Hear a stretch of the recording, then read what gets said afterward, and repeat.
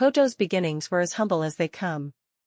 Born in a remote fishing village, he grew up with no computer or internet, just chalkboard classrooms and his father's old wooden boat.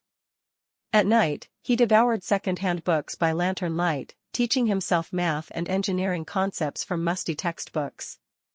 To help his family, Kojo joined the fishing trade full-time after school, a life dictated by tides, not code.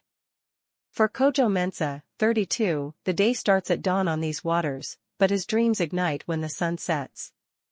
By night he studies on a battered smartphone, learning to code instead of mending nets. In 2022, the launch of ChatGPT sparked an AI revolution, and Kojo realized this technology could change his life. By 2025, Ghana would unveil a bold national AI strategy, focusing on data, infrastructure, and innovation, but Kojo was already quietly at work on his own solution. Ghana's tech minister proclaimed that data is the new fuel and launched a 1 million coders program to train youth in AI skills. Meanwhile, analysts forecast that Africa will capture only $2.9 trillion of the $19.9 trillion AI boom by 2030. Kojo refused to wait. He was determined to write his own success story. With guidance from ChatGPT, Kojo began coding the basic framework of his platform late into the night. He named the project FishChain, an AI-driven marketplace to connect Lake Volta's fishermen directly with buyers in Accra and beyond. He used Midjourney to design FishChain's branding, generating a sleek logo of a stylized fish entwined with circuit patterns.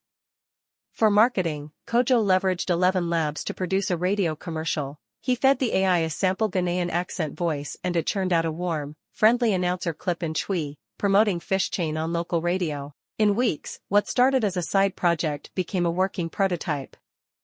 Of course, the road wasn't smooth.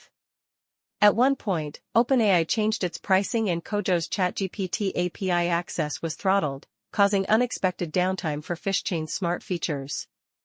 He scrambled to adapt, setting up a backup chatbot on a donated server from the local university. Trust was another hurdle. Some elders in the village were suspicious of talking machines. Kojo organized community meetings, even translating his tutorial into Twi and inviting fishermen to test the app themselves.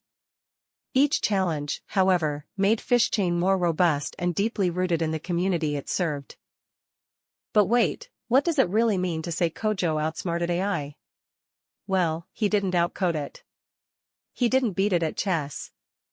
Instead, he did something even more powerful.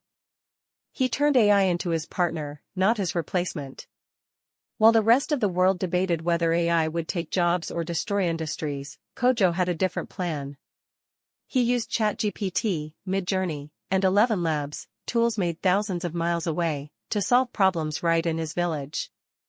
He didn't just use AI to write emails or fix grammar. He built FishChain, a real-time, AI-powered supply platform that connected fishermen to buyers, streamlined logistics, and reduced waste. That alone could change lives. But Kojo wasn't done. When access to ChatGPT became unstable, Kojo did what few others would. He created his own local chatbot using open-source models and a donated server from a Ghanaian university. No API? No problem. Kojo had already planned for AI's weaknesses, and built around them. That's the kind of thinking you don't learn from tech blogs. But what truly set him apart was this. Kojo didn't gatekeep his success. He open-sourced FishChain. He trained other coastal communities. He turned a solo breakthrough into a continental ripple. So, did Kojo outsmart AI?